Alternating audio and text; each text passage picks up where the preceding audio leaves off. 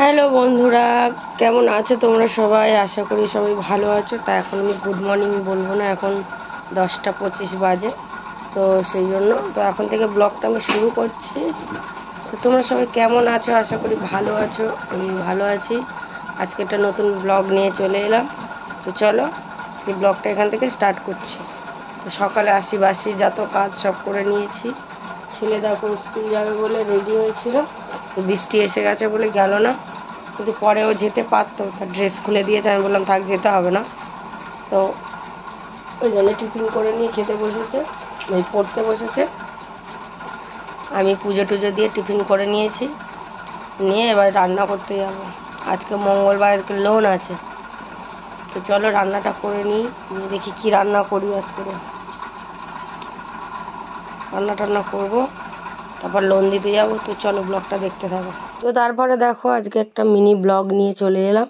তো এখন আমি সবজি কাটছি। দেখো আজকের মাছ টাছ কিছু নিয়ে আসেনি, আর সকালে কোনো কাজ মানে সব কাজ করে নিয়েছি, মাছ টাছ নেই। তো আজকে ভাবলাম একটু নিরামিষই করি।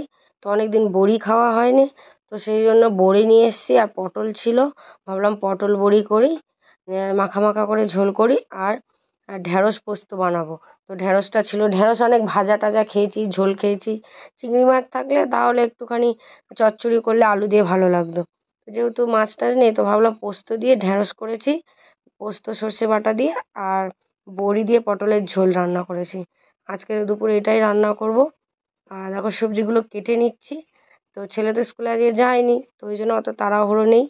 বর চলে আসবে খেতে, তো ভাবলাম রান্নাটা আগে করে নিই।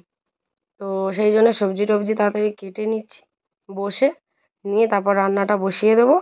দিয়ে চলো আজ এই রান্নাটা করে নিই, নিয়ে আবার তোমাদের সাথে দেখা করছি। তো ফাইনালি দেখো আমার রান্না কমপ্লিট। দেখো এইরকম হয়েছে, কি সুন্দর দেখতে, আর খেতেও দারুণ টেস্টি হয়েছিল বড়ি আলু পটলের ঝোল। আর এদিকে আমি এখন এটা আস্তে আস্তে হচ্ছে ঢ্যাঁড়সটা।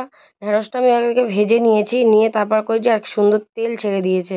আর দেখো পোস্ত, জিরে আর বাটা দিয়েছি। তো চলো আজকের রান্না কমপ্লিট। তো আজকের ব্লগটা এখানে।